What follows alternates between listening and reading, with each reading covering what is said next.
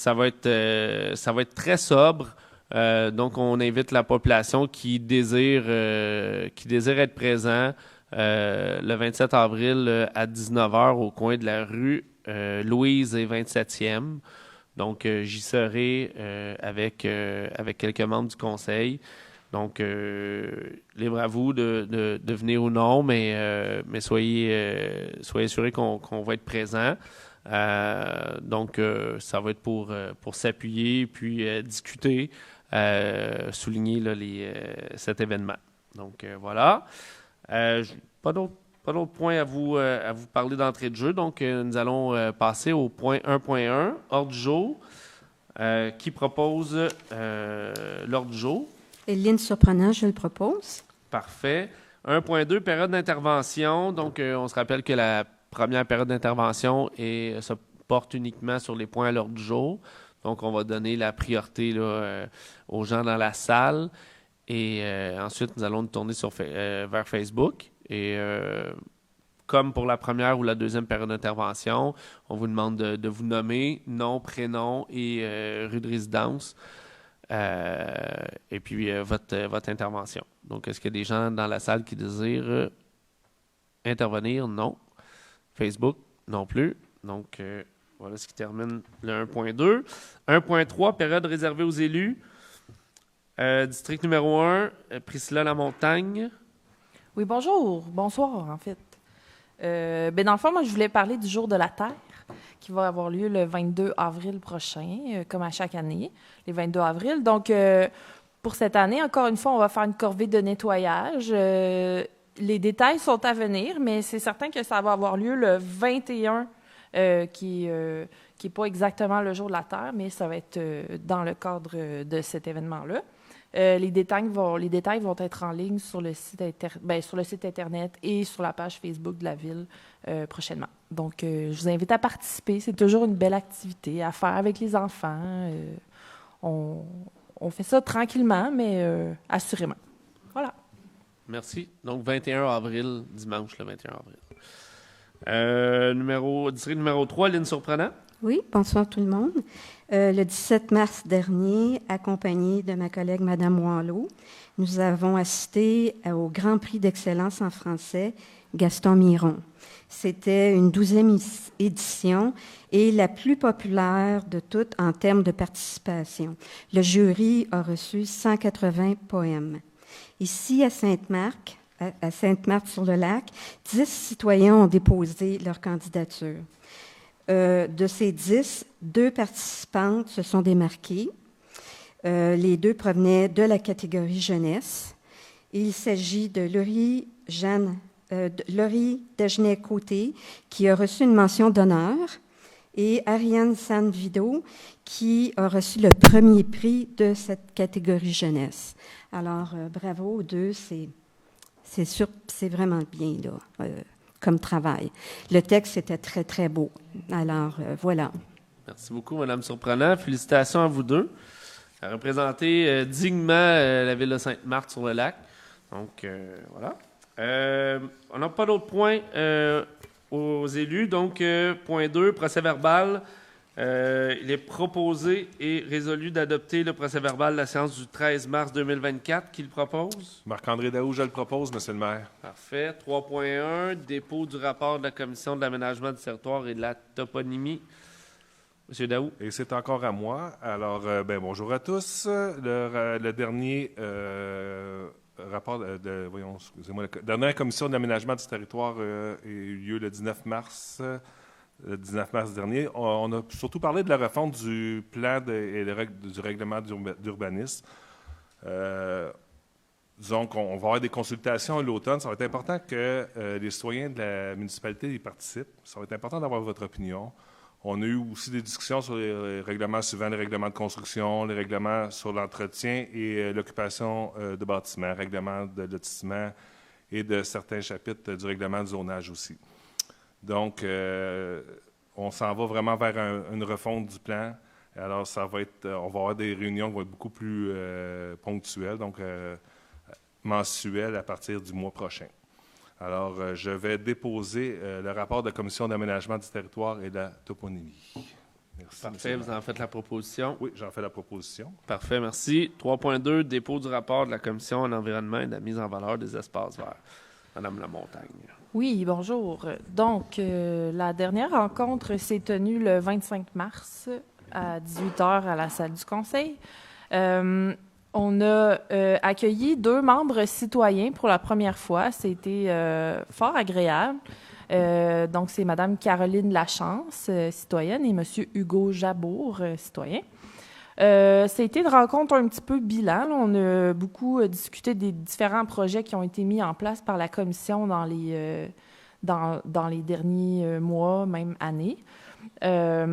Ensuite, on a fait une petite mise à jour là, sur certains projets, comme le stationnement le projet de stationnement incitatif avec le Creux Laurentide, le Jour de la Terre, comme je l'ai mentionné. On a ensuite regardé pour un projet de collecte de pneus de vélo usagés de chambre à air. Donc, on était en faveur de ça. Le conseiller en environnement va pouvoir voir à faire le suivi. Ensuite, on a discuté de différents petits dossiers, entre autres là, sur certains produits de la ville, si on pouvait améliorer certaines choses là, au niveau, par exemple, du calendrier qui est aimanté, qui sont des choses peut-être un petit peu moins zéro déchet, si on peut dire. Voilà, donc en gros, c'était le résumé de la séance. Et je propose d'adopter le rapport de la Commission en environnement et en mise en valeur des espaces verts.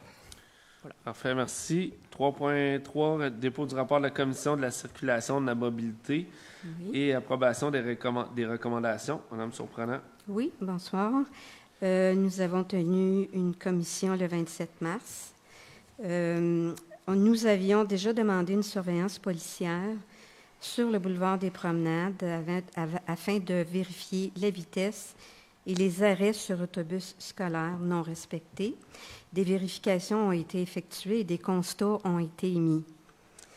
Il y a eu une demande d'implanter des arrêts dans 2 directions à l'intersection de la rue Sauvignon et du Sauvignon.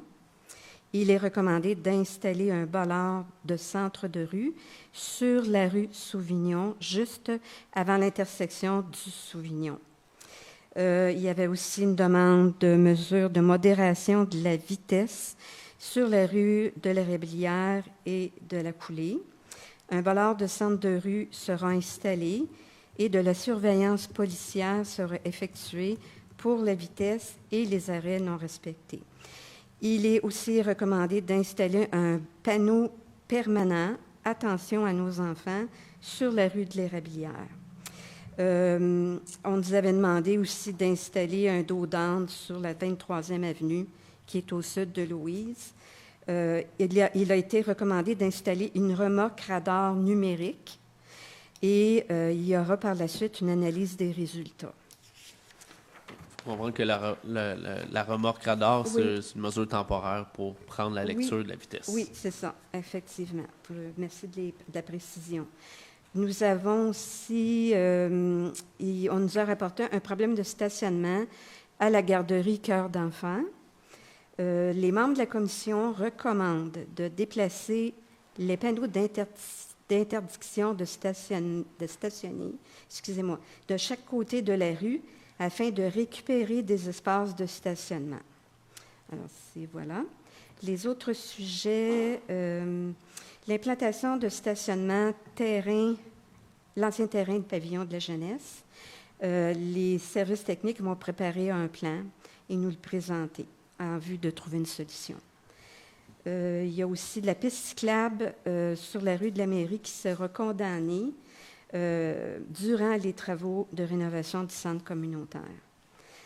Le règlement 222 sur la circulation sera corrigé. Certaines notions seront les notions de zone et de débarcadère scolaire seront modifiées éventuellement et il y aura une résolution éventuellement. La prochaine rencontre de la commission aura lieu le 24 avril prochain. Donc, considérant que la Commission de la circulation et de la mobilité a tenu une rencontre le 27 mars dernier, je propose de déposer le rapport de la Commission et d'approuver les recommandations. Parfait. Merci beaucoup. Dépôt du rapport de la Commission des travaux publics et des services techniques, approbation de la recommandation. Oui, bonsoir à tous. La Commission des travaux publics et des services techniques s'est tenue le 27 mars dernier. Donc, concernant les tâches là, des travaux publics, on a parlé du devis de déneigement là, qui s'en vient là, pour la période de 2024 à 2028. On a parlé également du dossier là, de l'installation des quais de bateaux qui s'en viendra prochainement. On a fait un retour également là, sur une visite de l'inspecteur de la CNSST là, concernant le garage municipal. Donc, on a eu comme information là, qu'il n'y avait rien de majeur là, qui a été dénoté. Là. Donc, c'est positif de ce côté-là. Là. On n'a pas rien là, de majeur à faire comme correctif là, au garage municipal. Ensuite de ça, les dossiers courants, il y a eu la question là, du plan de gestion des actifs de l'eau. Il y a un comité de travail qui doit être formé. Donc, les membres de la commission, là, on vient recommander là, la création là, d'un comité pour travailler sur le plan de gestion des actifs de l'eau. Ensuite de ça, les préparatifs là, pour la saison estivale là, vont bon train. Là. Les balais de rue ont déjà commencé, là, comme on a pu constater là, dans les derniers jours. Ça va se poursuivre dans les prochaines semaines, ainsi que le lignage et l'installation des ballards là, quand les températures vont le permettre. Ensuite de ça, les services techniques et technologies de l'information, on a parlé des différents dossiers courants. Rien qui a été qui a sorti là, de l'ordinaire là, de ce niveau-là. Là. Les dossiers avancent bien dans chacun des points. La géomatique également, puis technologie de l'information aussi, là, certaines petites choses, là, dont l'acquisition là, des photocopieurs, des choses comme ça, là, mais pas rien qui sort de l'ordinaire. La prochaine rencontre sera le 24 avril prochain. Donc, considérant que la Commission des travaux publics a tenu une rencontre le 27 mars 2024, je propose de déposer le rapport de la Commission et d'approuver les recommandations. Parfait. Merci beaucoup, M. Limoges. 3.5, dépôt du rapport de la Commission des finances et de l'administration publique et approbation d'une recommandation. M. Boyer. Oui, donc bonsoir. La commission a eu lieu le 8 avril, donc ce lundi. On a fait la présentation des documents financiers traditionnels, donc la liste des chèques, liste des comptes à payer, les amendements, liste des dépenses par approbateur, l'analyse des postes budgétaires, le paiement et transferts bancaires, ainsi que les visas. Donc, on a émis une recommandation d'adopter la liste des comptes à payer accompagnée des documents connexes tels que déposés. On a aussi fait des suivis sur les discussions qu'on a eues auparavant, entre autres sur les différentes politiques internes qui ont eu lieu dans les derniers mois, ainsi que les procédures pour achat par délégation. Donc, je dépose le rapport de la commission et demande d'approuver les recommandations.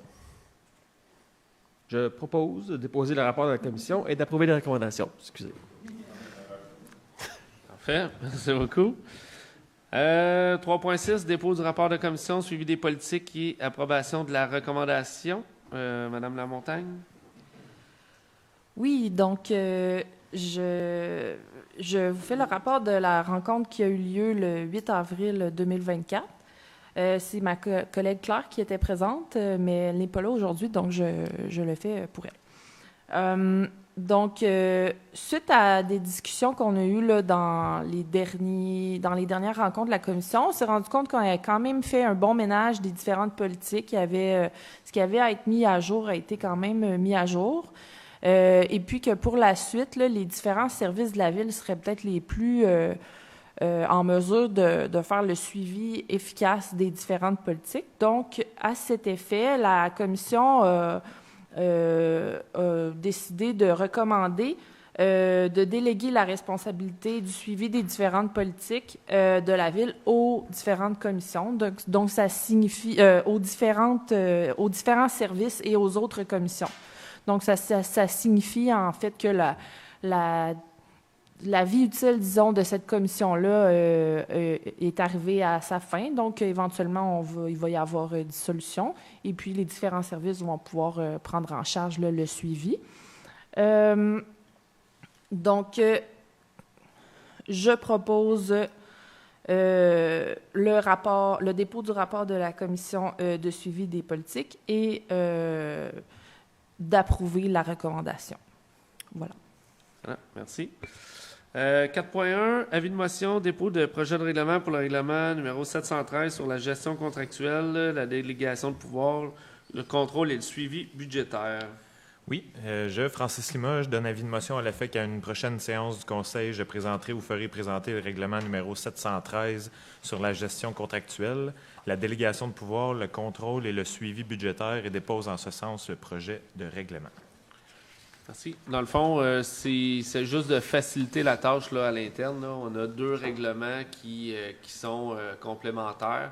Et pour le service de la trésorerie, là, ça va être beaucoup plus facile d'aller chercher l'information dans un seul règlement que dans 2 séparément. Donc, c'est pour ça que nous jumelons ces 2 règlements là, pour n'en faire qu'un seul. 4.2, avis de motion et dépôt de projet de règlement pour le règlement numéro 714 concernant la division de la ville de Sainte-Marthe-sur-le-Lac en 8 districts électoraux. Oui, je, Francis Limoges, donne avis de motion à l'effet qu'à une prochaine séance du Conseil, je présenterai ou ferai présenter le règlement numéro 714 concernant la division de la ville de Sainte-Marthe-sur-le-Lac en 8 districts électoraux et dépose en ce sens le projet de règlement, conformément à l'article 14 de la loi sur les élections et les référendums dans les municipalités. En conséquence, je propose d'adopter le règlement... Je propose d'adopter le projet de règlement numéro 714 concernant la division de la ville de Sainte-Marthe-sur-le-Lac en 8 districts électoraux. Donc, districts électoraux. On est déjà divisé en 8 districts. Avec la population, là, il a fallu qu'on joue avec les districts parce qu'il y a un minimum et un maximum qu'on peut avoir dans chacun des districts. Vous avez remarqué pour ceux qui sont habitués aux assemblées, habituellement, un avis de motion, il n'y a pas une adoption de règlement, mais dans ce cas-ci particulièrement, on doit adopter le projet, faire un avis de motion puis adopter le projet de règlement. Ça ne veut pas dire qu'une fois que c'est adopté, qu'il n'y aura pas de consultation. Au contraire, il va y avoir un avis public et un avis public détaillé des nouveaux districts électoraux qui va apparaître la semaine prochaine, M. Pilon, sur le site Internet de la Ville et dans le journal. Est-ce que ça va apparaître aussi dans le journal? Dans le journal L'Éveil. Donc, tous les détails des nouveaux districts vont être là. Suite à ça, s'il y a des gens qui désirent s'opposer, il y a une marche à suivre pour aller de l'avant si vous désirez. Sinon, si vous voulez seulement vous renseigner, tous les détails vont être dans l'avis public là, sur le détail des nouveaux districts électoraux. Donc, voilà. 5.1, règlement 702-01, modifiant le règlement de contrôle intérimaire numéro 702, encadrant les opérations cadastrales, la construction, l'agrandissement et la modification des bâtiments résidentiels ou des bâtiments comportant une activité résidentielle sur aux abords du chemin d'Oka. Adoption. Considérant qu'un règlement de contrôle intérimaire est en vigueur sur le territoire de la Ville, considérant que la loi sur l'aménagement et l'urbanisme permet de modifier un règlement de contrôle intérimaire,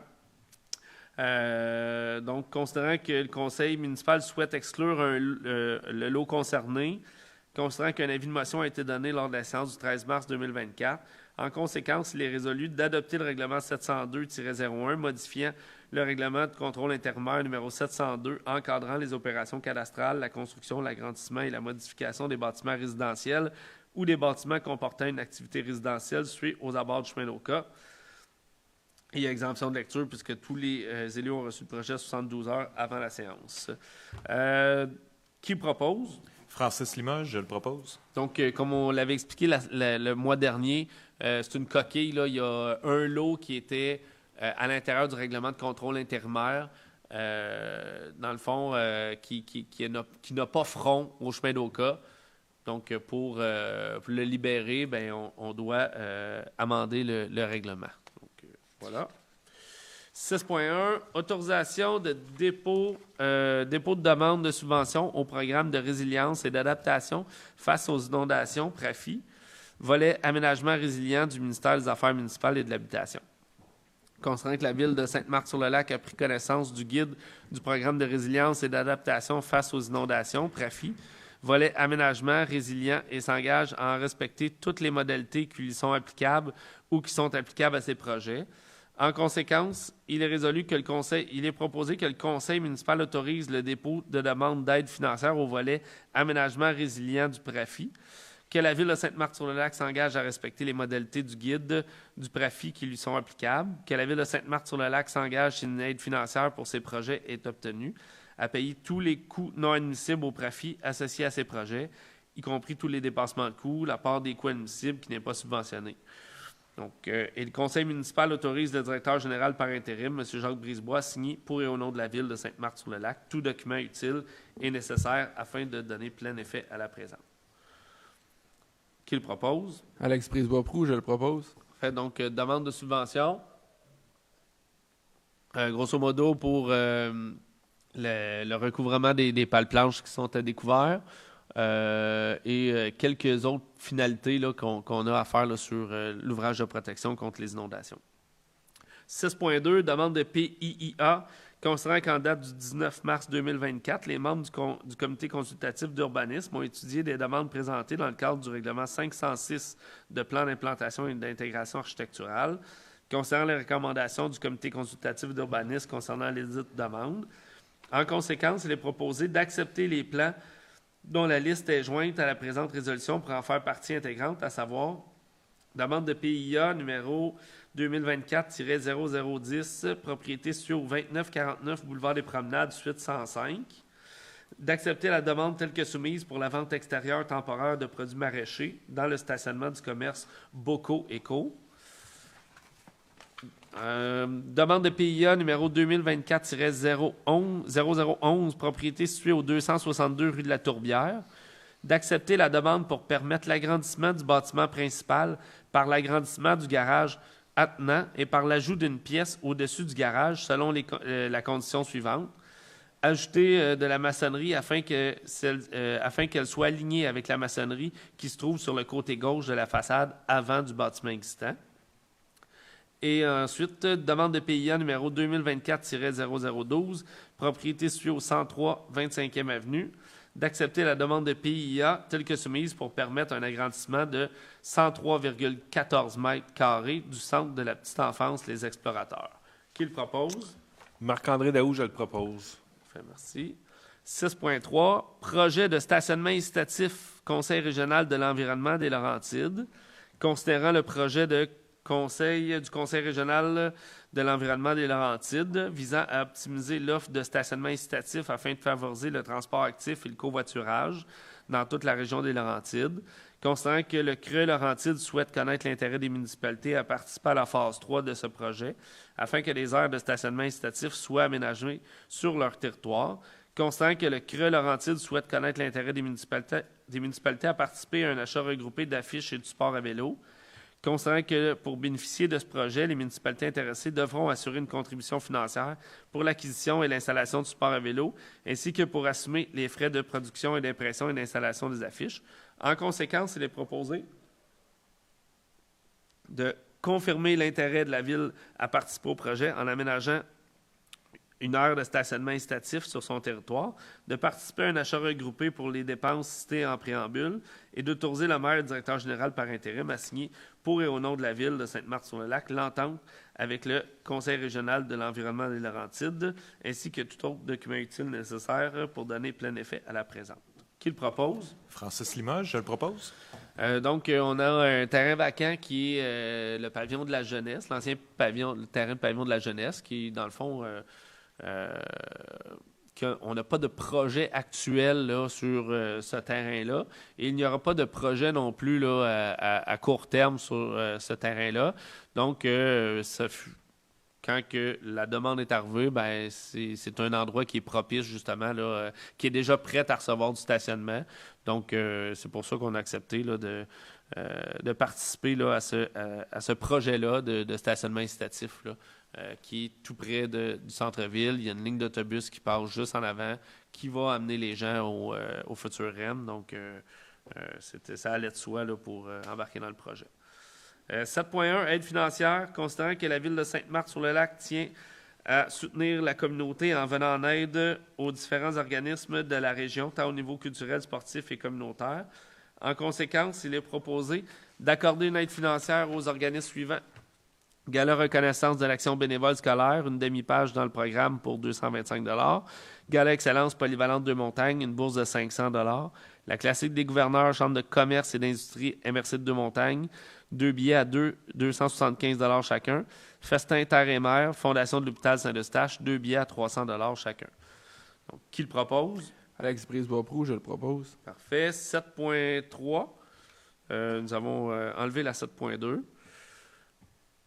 Modification du règlement numéro 712 décrétant une dépense et un emprunt de 9 900 000 pour l'agrandissement et la réorganisation du centre communautaire, centre de rassemblement de mesures d'urgence. Considérant qu'il est nécessaire d'amender le règlement numéro 712 décrétant une dépense et un emprunt de 9 900 000 pour l'agrandissement et la réorganisation du centre communautaire, afin d'y incorporer les modifications demandées par la Direction de l'accompagnement et des finances municipales du ministère des Affaires municipales et de l'Habitation. Considérant que ce règlement d'emprunt est en attente de l'approbation du ministère des Affaires municipales et de l'Habitation et qu'à cet effet, il a lieu de procéder à la modification de ce règlement selon les dispositions particulières prévues à la loi. En conséquence, il est proposé que le deuxième considérant est remplacé par le suivant. Considérant que cette subvention représente plus de 50 % de la dépense prévue au présent règlement d'emprunt et qu'à cet effet, celui-ci n'est pas soumis à l'approbation du ministre, conformément aux dispositions prévues à l'article 556 de la loi sur les cités et villes, qu'un troisième considérant soit ajouté comme suit, considérant qu'il y a lieu d'abroger le règlement numéro 707, décrétant une dépense et un emprunt de 8 700 000 pour l'agrandissement et la réorganisation du centre communautaire, et que l'article 7 du règlement numéro 712 est remplacé par le suivant.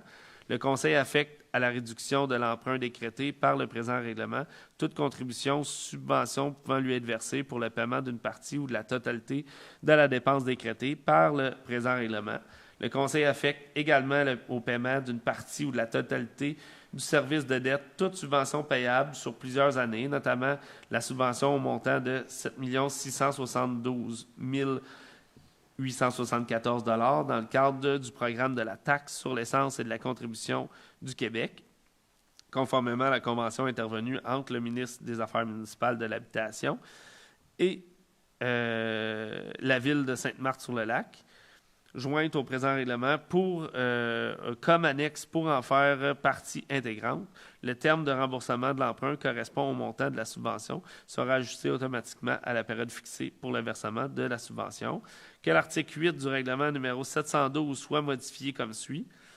Le présent règlement numéro 712 abroge le règlement numéro 707 décrétant une dépense et un emprunt de 8 700 000 pour l'agrandissement et la réorganisation du centre communautaire, que l'article 9 soit ajouté comme suit. Le présent règlement entre en vigueur conformément à la loi et qu'une copie certifiée de la présente résolution soit transmise à la ministre des Affaires municipales et de l'Habitation.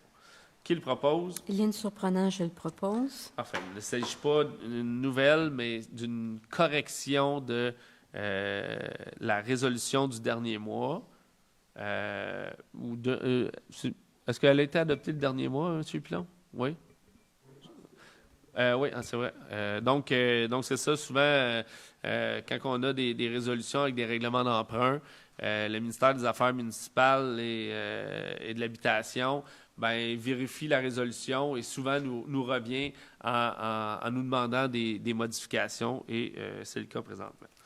Donc, 7.4, surveillance du stationnement et de la rampe de mise à l'eau de la 37e avenue, contrat pour la saison estivale 2024.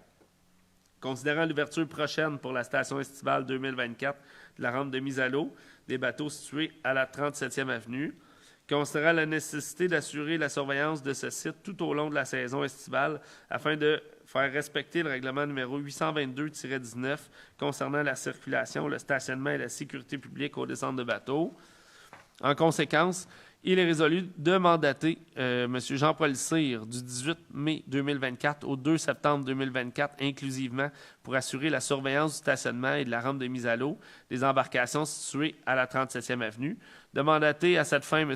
Jean-Paul Cyr à émettre des billets d'infraction pour les véhicules qui ne sont pas munis de vignettes de stationnement, tel que prévu à l'article 602 du règlement numéro 822 sur la circulation de la ville de Sainte-Marthe-sur-le-Lac et d'autoriser le directeur général par intérim et le directeur des travaux publics et de l'hygiène du milieu à signer le contrat de surveillance, stationnement et rampe de mise à l'eau de la 37e avenue. Qui le propose? Loïc Boyer, je le propose. Fait, donc, c'est notre descente de bateau de la 37e avenue. Il va y avoir M. Cyr qui va faire la surveillance comme les années auparavant. Seulement cette année, comme nous avons amendé notre règlement, on lui donne le pouvoir là, d'émettre des constats d'infraction. 7.5, politique de prévention COVID-19 et politique spéciale portant sur le télétravail en temps de pandémie, abrogation.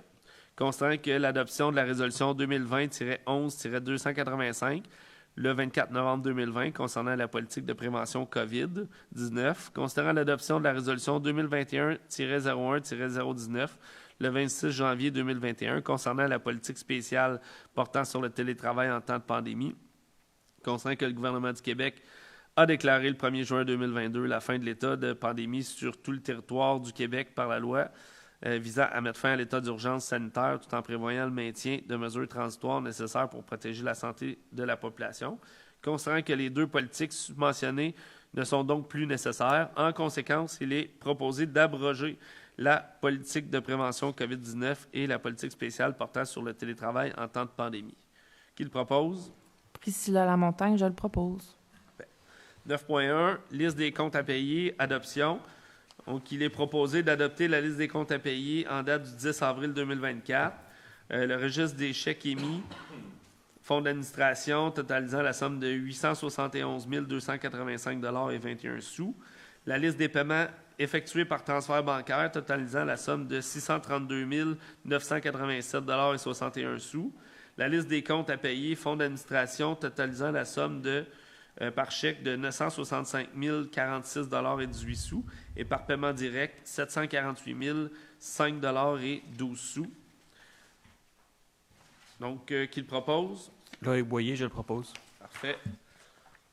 9.2, remboursement de garantie de soumission. Considérant que les contrats suivants sont complétés, le tout à la satisfaction des représentants de la Ville. Le contrat INV-2022-023, fourniture et livraison de pièces pour les regards et puisards d'égouts et d'aqueducs Nivex. Et le contrat SP-2022-022, fourniture et livraison de pièces pour les réseaux d'aqueducs et d'égouts Réal UOT. En conséquence, il est proposé d'approuver la complétion finale des contrats ci-après à l'entière satisfaction de la Ville et d'autoriser le remboursement du cautionnement de soumission pour les contrats ci-haut mentionnés. Le premier contrat -2022-023 au montant de 5 843,67 $ pour les regards et puisards et le contrat SP-2022-022 pour la fourniture de pièces d'aqueduc au montant de 12 000 $. Qui le propose? Loïc Boyer, je le propose. Parfait. 10.1, autorisation de paiement, protocole d'entente régionaux, pratiques de sport d'hiver, année 2024. Considérant que la Ville de Sainte-Marthe-sur-le-Lac est partenaire et signataire de protocoles d'entente régionaux visant la pratique de sport d'hiver pour les Martelacois, considérant que des sommes sont prévues au budget 2024 afin de couvrir les contributions annuelles planifiées et définies au protocole d'entente. Donc, nous avons l'association de cross Saint-Eustache au montant de 551,18 $.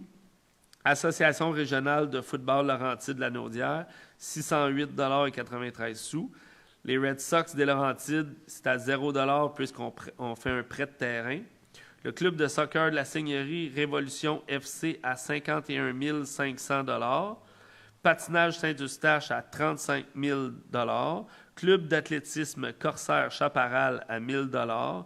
Association de balle molle mineur Saint-Eustache Boisbriand à 350 $. Et l'Association de hockey féminin des Laurentides à 3 275,61 $. Donc, qu'il propose d'adopter la résolution afin que la trésorière puisse effectuer les paiements des sommes dues en vertu de ces protocoles d'entente.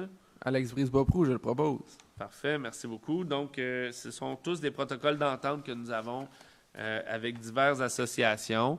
Nous en avons d'autres aussi également, comme l'Association du hockey mineur du Lac-des-Deux-Montagnes, Association de baseball aussi du Lac-des-Deux-Montagnes. Donc, c'est ce qui permet à nos jeunes sportifs de jouer dans divers sports. 10.2, demande de programme d'aide financière pour la gratuité de la formation des surveillants sauveteurs et des moniteurs aquatiques, ministère de l'Éducation.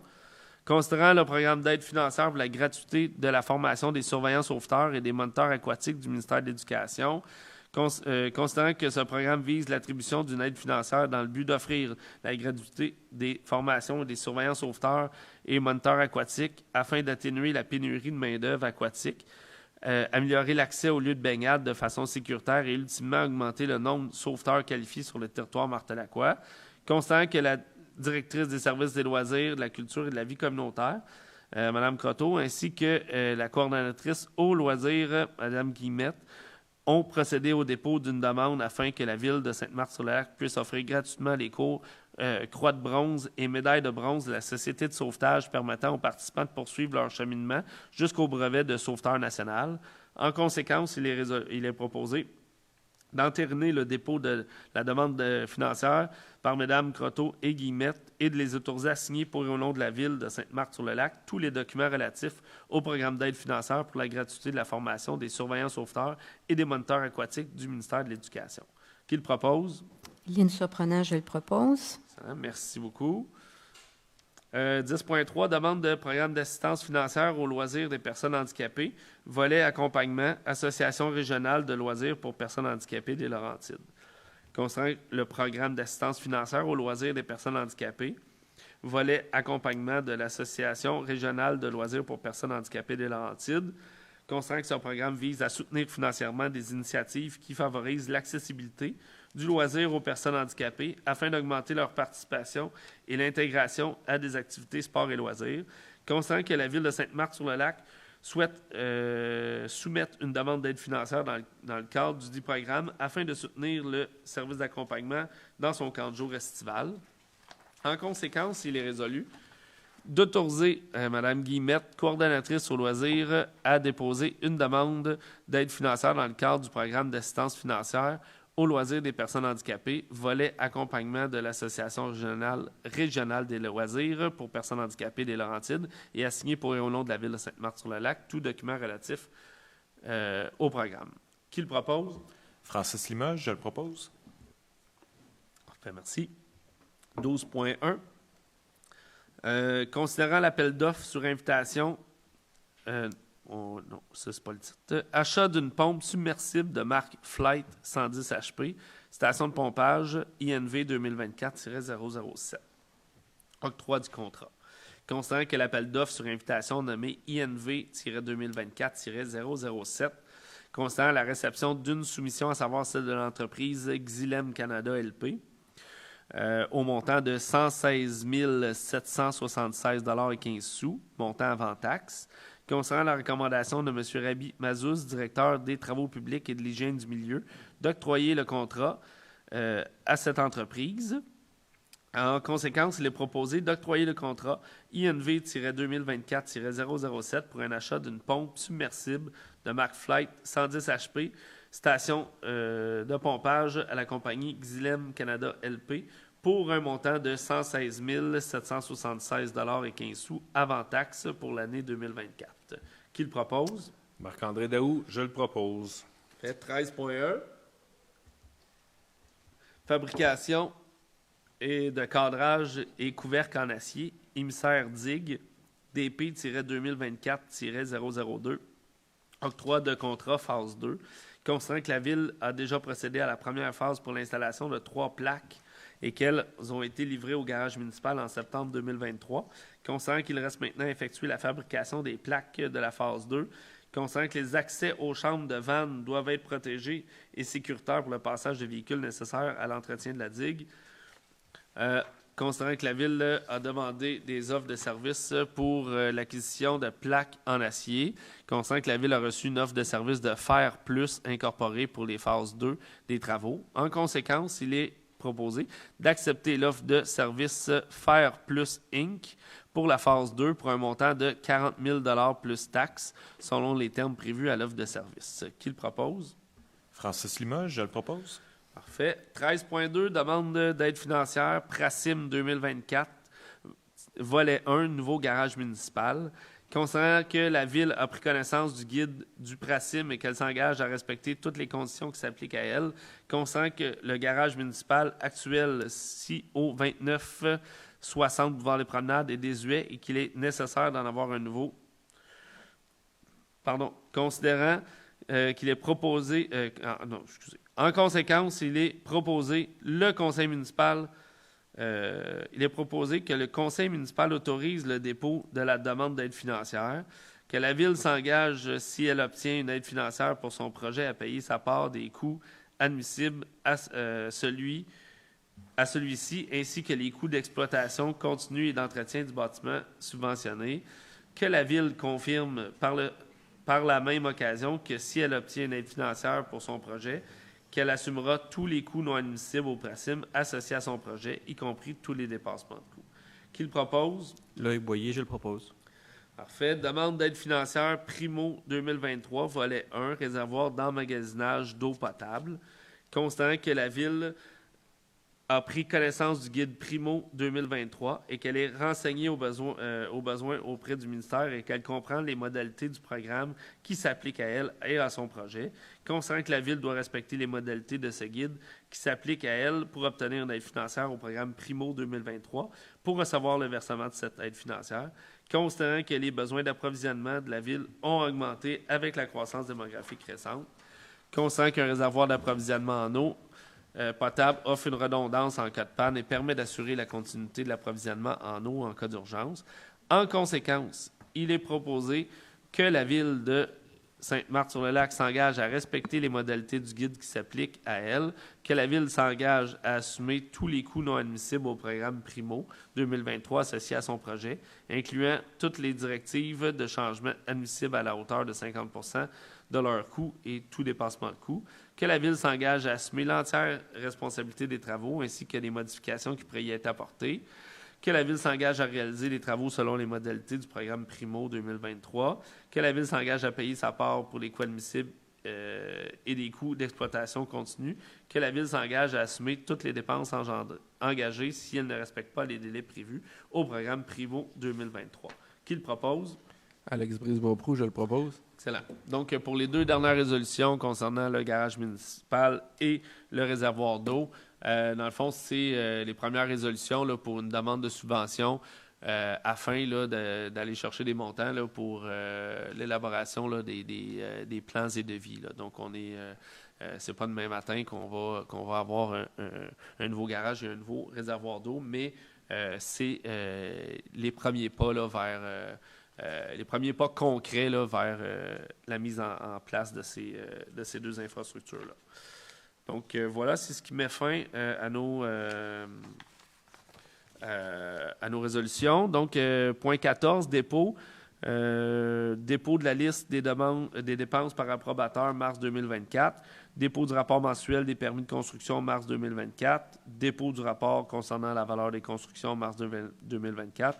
Et dépôt des rapports 2023 des partis politiques autorisés et du rapport de la trésorière. Et nous sommes rendus à la période d'intervention. Donc, on va donner priorité aux gens dans la salle et ensuite, nous allons tourner vers Facebook. Cette période d'intervention-là est ouverte à tout sujet. Il faut vous nommer prénom, nom et votre rue de résidence. Même chose aussi sur Facebook. Dans votre commentaire, vous devez mettre votre prénom, votre nom, votre rue de résidence ainsi que votre question. Et ça va nous faire plaisir d'y répondre. Donc, à vous la parole. Est-ce qu'il y a des questions dans la salle? Non? Parfait. Ah, ben, merci. Donc, on va se tourner vers Facebook. Sur Facebook, on a simplement 2 questions de Pascal Bélanger sur la 38e avenue. La première question, est-ce qu'il serait possible d'avoir un camp de jour géré par la Ville plutôt qu'une firme externe qui engagerait des jeunes citoyens pour un emploi saisonnier, comme le font les villes de Saint-Joseph-du-Lac et de Pointe-Calumet? Ils ont un prix d'environ 400 $ pour 8 semaines versus le tarif de 111 $ par semaine pour l'air en fête, qui revient très dispendieux pour une famille de plusieurs enfants. Okay. Premièrement, on engage des jeunes ici. L'air en fête engage plusieurs citoyens et citoyennes Martelacroix pour travailler. Ça fait peut-être 5 ans, 6 ans que la Ville a pris la décision d'aller à l'externe. Faut comprendre que comparativement à Saint-Joseph-du-Lac et Pointe-Calumet, là, on est peut-être 3 fois, voire peut-être 4 fois la grosseur là, du camp de jour. Là. On a à peu près au moins 600 enfants là, d'inscrits. Là, je cherche une approbation là, dans la salle, là, mais on n'a pas le chiffre exact, là, mais je serais pas gêné là, qu'on ait plus de 600 enfants inscrits. Donc, ça veut dire que c'est plusieurs moniteurs et c'est beaucoup de gestion. Donc, en allant à l'externe, on s'assure là, on s'assure là, justement là, une paix d'esprit à l'interne au niveau de la gestion, mais ça ne veut pas dire que le coût aurait été nécessairement moins cher, parce que quand on a passé d'un camp de jour municipal à un camp de jour ville, il y a eu une petite différence au niveau du prix, sauf que la différence, c'est qu'avant, on payait pour la saison. Donc, on ne pouvait pas prendre à la pièce. Donc, il fallait payer pour les 8 semaines entières. De cette façon, c'est qu'on donne beaucoup plus de latitude à des parents qui partent en vacances, des parents monoparentales, où il y a des échanges et puis que les enfants vont peut-être 2 ou 3 fois dans l'été, là, 2 ou 3 semaines dans l'été. Donc, ça leur permet justement de ne pas payer pour une saison entière. Faut comprendre aussi que la Ville injecte quand même un bon montant parce qu'il y a une subvention qui est donnée par la Ville. Puis malheureusement, j'ai pas le chiffre exact, là, mais on pourrait revenir. Là, si M. Bélanger, là, vous pouvez envoyer un courriel, on pourrait vous répondre là, peut-être plus précisément, là, mais c'est un bon montant que la Ville budgète par année là, pour justement faire en sorte que le prix soit à 111 $. Il faut comprendre aussi que, dépendamment d'autres camps de jour, le service de garde est inclus aussi. Parce que dans d'autres camps de jour, là, je n'ai pas les détails des villes que vous nous avez mentionnées, mais il y a un prix, mais c'est seulement pour le camp de jour, puis vous devez payer en plus pour le service de garde. Donc, nous, le service de garde est inclus. Il y a des différences comme ça, mais si on regarde des villes qui sont de notre grosseur, exemple Deux-Montagnes, on est pas mal dans les mêmes prix que Deux-Montagnes, que Saint-Eustache, là, si je ne me trompe pas. Là. Donc, mais si vous voulez envoyer un courriel pour avoir un peu plus de détails, malheureusement, j'ai pas les chiffres exacts avec moi, là.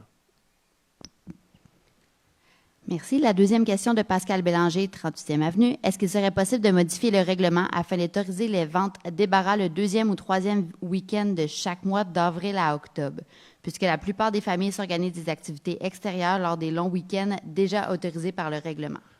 Oui, on a parlé le mois passé. Il y a une réflexion qui se fait présentement.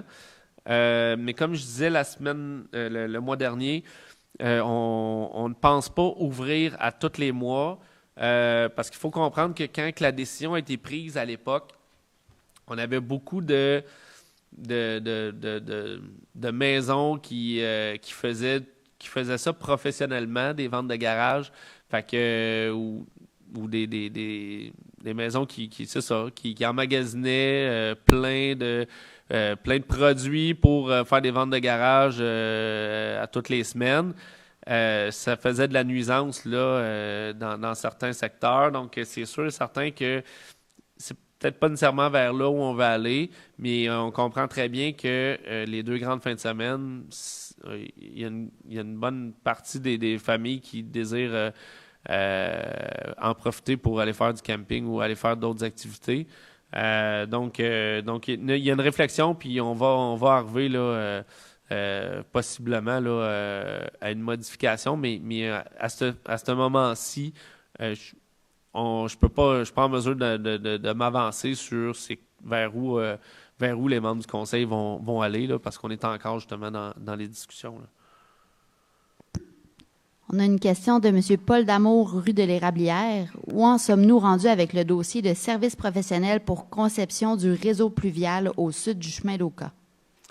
On est à la fin des plans et devis, mais encore là, on est loin de la coupe aux lèvres, là. Il y a tout. Parce qu'il faut comprendre que c'est un projet qui est quand même important, donc il va falloir le phaser. Ce projet-là va être en lien aussi avec le chemin d'Oka, parce que le pluvial va devoir se faire aussi sur le chemin d'Oka. Donc, juste le phasage, puis il y a aussi là, toute la question là, qui est au niveau de la taxation.